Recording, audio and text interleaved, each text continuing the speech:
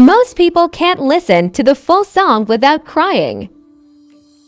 Let me tell you about this girl named Molly. It was freshman year when I met her in the party. She was standing in the corner, sipping on Bacardi. Had a really pretty face, but I kept staring at her body. I approached her, asked her name and how her day was. Told her I'm a rapper and one day I'll be famous. She laughed, but I could tell I had her intrigued. Reached out her hand, I shook it and said, "My name's B."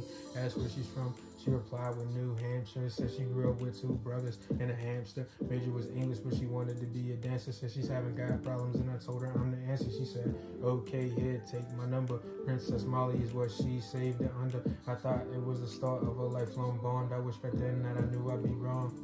To see over the months, me and Molly got close. I even learned her favorite breakfast was Jews for French toast. Her favorite movie was It, but she was terrified of ghosts. And the deep convos is what she liked the most. Wanted to talk about politics and religion. Wanted to know the difference between Catholics and Christians. Wanted to know if I thought Trump was really bugging. Wanted to know if I thought rappers were really thugging. Also wanted to talk about all of her dreams and how all she ever wanted was to be treated like a queen. Maybe travel the world, have a couple of kids, and how one day she was going to marry Wiz. I told her chase her dreams, don't let anybody stop her. To always take shots and don't let the haters block her. I told her if any dude hurt her, I swear to God I'm gonna pop him. I'm not Chance the Rapper. I don't want these problems, but this is where the story gets deep.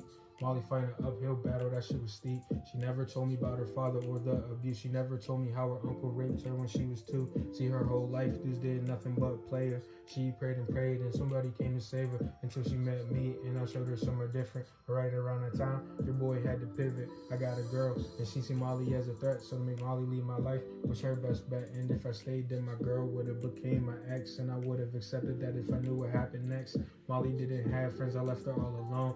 She had a past with depression, I wish I would have known. One day, Molly decided she had enough. The Reaper standing at her door, and she couldn't call his bluff. Before she went, she did one last thing, and that was write a letter to me.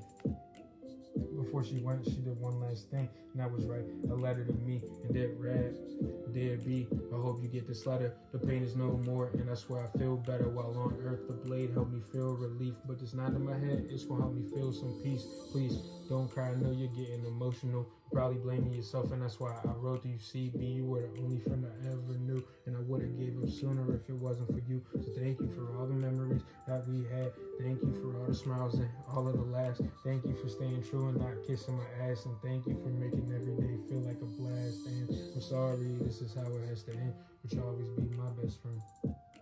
I'm sorry, this is how it has to end, but you'll always be my best friend. Love, Molly."